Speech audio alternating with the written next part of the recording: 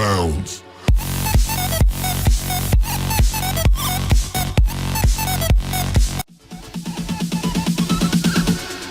Bounce.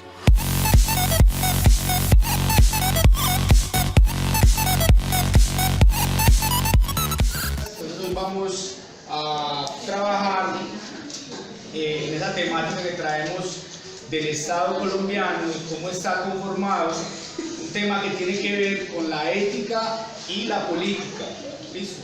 Como hemos trabajado en otros temas, sabemos pues que la ética podría definirse como un principio, un conjunto de principios y valores más bien, que de alguna manera regulan la interacción humana, en este caso las relaciones humanas. Por eso la ética no puede ser concebida como un asunto meramente personal, sino tiene que ver con la relación con el otro. En esa medida entonces vamos a trabajarla desde el punto de vista social, es decir, el impacto que tiene en la sociedad. Entonces pasa de ser un asunto absolutamente personal a convertirse en un asunto que involucra a todos. En esa medida entonces la política podría ser entendida en la ética como aquella que busca un bienestar para todos. Desafortunadamente pues tenemos un Estado o unos líderes estatales que de una u otra manera lo que buscan es el bien propio, el bien de cada uno de ellos, y por eso ha sido tan difícil construir un Estado. En la medida en que nosotros tengamos la posibilidad de pensar en sociedad, de pensar en nosotros, vamos a tener unos líderes que de una u otra manera nos permita entonces sacar adelante el bien común. ¿Listo?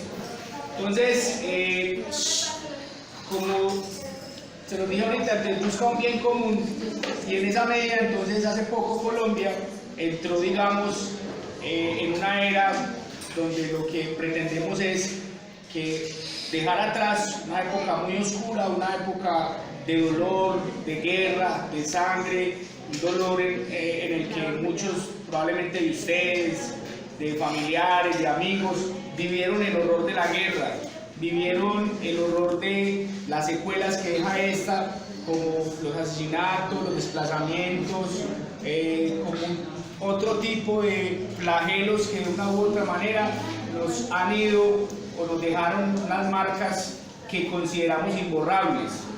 En esa medida entonces se han venido implementando unos acuerdos que de hecho pues han tenido bastante polarizados al país, porque de verdad que ese trago amargo de tener que, digamos, hacer borrón y cuenta nueva ha sido bastante difícil, sobre todo para las víctimas, porque para ellas es como si nada hubiera pasado, es como si lo que pasó no hubiera valido para ellos. Sin embargo, se han venido adelantando pues una serie de situaciones que han permitido entonces empezar a reparar a las víctimas. Lo primero que piden las víctimas es la verdad, es decir, quién fue quien asesinó, por qué lo hizo, de qué manera lo hizo, dónde lo hizo. En esa medida se han venido adelantando pues algunas situaciones frente a eso. Sin embargo, hay quienes creen que posiblemente no se conozca pues como toda la verdad, que sería el principio de la reparación. ¿Listo? Bien, entonces el ejemplo que vamos a hacer hoy es: si usted tuviera enfrente algún actor de este conflicto, es decir, si tuviera enfrente posiblemente a un guerrillero, a un paramilitar, de pronto a un militar que haya causado daño, entonces, ¿usted qué le diría? ¿Qué le diría? En esa medida, entonces, ¿qué puede la escuela aportar a la paz? Lo primero que tiene para aportar a la paz es que ustedes conozcan que es un derecho humano. Nosotros tenemos derecho a la paz, y desafortunadamente desde que nacimos no hemos tenido un solo día de paz, porque en las noticias todos los días hay muertos, todos los días muestran flagelos como el secuestro, como la extorsión, y a veces entrar a una dinámica de paz no ha sido posible. Sin embargo, la escuela siempre ha sido un territorio de paz, siempre se ha exigido que los actores armados respeten la escuela, y ahora digamos que tiene un papel fundamental, porque es a partir de aquí donde inicia la Cátedra de Paz, y la paz no es solamente entendida como una ausencia de guerra, sino la paz entendida como las relaciones pacíficas con el otro, digamos como tener la posibilidad de cada uno de ustedes aportar a la paz de nuestro país. Bien, entonces, en esa búsqueda de paz hay algunos aspectos que son irrenunciables. Por ejemplo, para algunos lo mejor sería dejar así, lo que pasó, pasó, no lo toquemos y sigamos adelante. Sin embargo, para las víctimas eso no es una verdadera paz, porque en sus corazones no hay el perdón.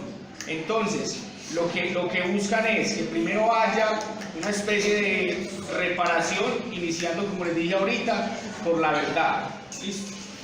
Ahora, ¿por qué la escuela se convierte en un escenario ideal para la construcción del tejido social, de paz y de reconciliación? Porque a partir de aquí es que ustedes lo primero que tienen que identificar es qué pasó en el conflicto, cuáles fueron las razones del conflicto, en qué momento perdimos el rumbo. Y lo otro es, ¿cuál es la verdadera vocación de quienes perdonamos? ¿Cuál es la finalidad de llegar a una verdadera paz? Entonces, en esa medida, el colegio, en este caso pues la escuela, el colegio, se convierte en ese escenario de formación, no solamente reconociendo desde un principio cuáles fueron aquellas situaciones que ocurrieron, sino cómo podemos aprender a no volver a repetir esa serie de situaciones que marcaron una era muy trágica para nuestro país. ¿Listo? La realidad del país en torno a la paz. ¿Qué país deseas frente a la cultura de paz y los derechos humanos? Yo en particular deseo un país con valores éticos y morales en nuestra educación como jóvenes y también a los niños, para que nuestra generación sea culta y enfática en cuidar, y valorar y defender los derechos humanos. ¿Cómo se construye la paz en Colombia? Como mencioné anteriormente, la paz se construye a través de la educación. Es decir, que mediante los principios que son inculcados en el seno de un hogar, de una familia, a corta edad, a los niños, esto hace que en un futuro la generación sea partícipe de un cambio constructor de paz en el país. ¿Qué estrategia se debería buscar para encontrar la paz? La paz es un valor, el cual es completamente importante para la vida de todas las personas. Es decir, que en realidad no debería buscarse una estrategia para poder encontrar la paz, porque la paz ya debería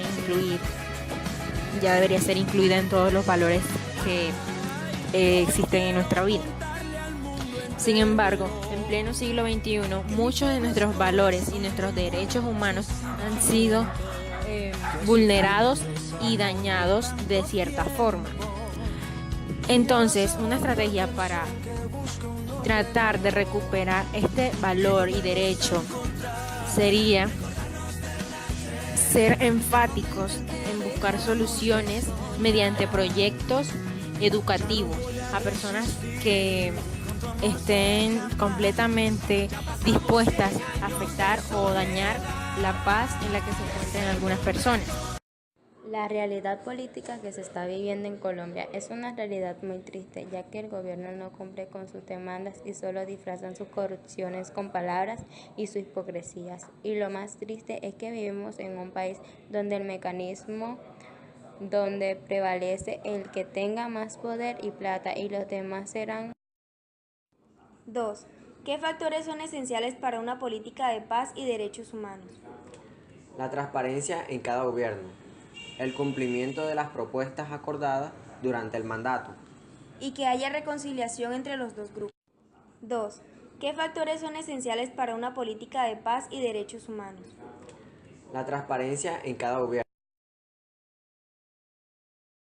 Yo quiero un país que sea muy pacífico, humilde, que no haya peligro en nada, que uno no tenga temor de salir a la calle, un país donde sea muy eh, humanitario, que todos se comuniquen con todos, un país sano. La realidad del país. La realidad de paz en el país cada vez está más difícil, debido a que son varias las causas que no nos dejan avanzar para llegar a ello. Una de estas es la corrupción. Debido a la corrupción se pierden varios recursos al año que podrían ser invertidos en proyectos y así podríamos disminuir la pobreza. Pero pedir que esto se cumpla es muy difícil, ya que los gobernantes tienen un pensamiento en su mente que es de primero beneficiarse a ellos y a su familia y después al pueblo. Y también la ignorancia de los colombianos, que dejamos que nos manipulen fácilmente y nos conformamos con las miserias que nos dan. Los países más afectados por esta guerra son Colombia, Siria, Irak, Israel, Pakistán, entre otras. Vemos que gracias a esta guerra muchas personas inocentes se ven afectadas. Para mi parecer, la paz se puede construir mediante el respeto de los derechos humanos, el desarrollo de nuestro país, y si las personas cambian ese pensamiento de querer beneficiarse sin importarle el resto. Después de haber pasado el Día Internacional de la Paz, todavía en mi cabeza sigue la duda de qué es la paz, pues oímos hablar tanto de ella, pero muy pocos saben de qué se trata, cómo se logra y cuándo se supone que se está en paz. Para mí, la paz es creer que somos humanos, que podemos entender los problemas de los demás y ayudar a que estos puedan solucionarlos. Es creer que la solidaridad existe y el individualismo enseñado por muchas personas solo se quedan en palabras. En Colombia hay un gran problema y es que nosotros no conocemos la paz. Siempre hemos estado en un estado de tranquilidad engañosa, algo que se cree que es paz, pero en verdad, como siempre hemos vivido en guerra, la paz se vuelve una utopía o el mejor negocio para las personas que buscan un puesto político. Pero todo esto tiene un contexto histórico, pues antes de que nos colonizaran los españoles, el territorio colombiano ya vivía en guerra. Durante el periodo de la conquista y colonia, la guerra no cesó. Después se dio la guerra bipartidista. Esto provocó las guerrillas. Luego se dio la llegada del narcotráfico y el auge por el consumo en los países desarrollados. Al final, los colombianos no conocemos la paz y aunque esté escrita en la Constitución, como todo en Colombia, solo son escritos que la mayoría de políticos ignoran. Por ello nos hacen creer que la paz de este país, que tanto ha sufrido, está en la firma de los acuerdos en La Habana, pero lo que no nos muestran es que la paz de este país está en nuestras manos. Hay dos estrategias que pueden implementarse para darle un nuevo aire al proceso, en especial dentro de la opinión pública, y para reconstruir la confianza entre las partes.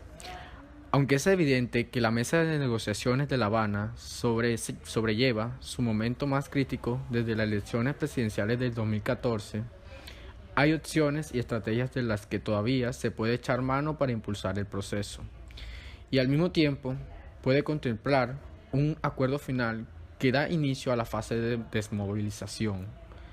Hay dos en particular que son las complementarias y cuya implementación puede resultar atractiva para las distintas partes de la mesa. Para la opinión pública y para los grupos políticos que son favorables, encaminado el proceso en sus fases finales y crear confianza entre las partes.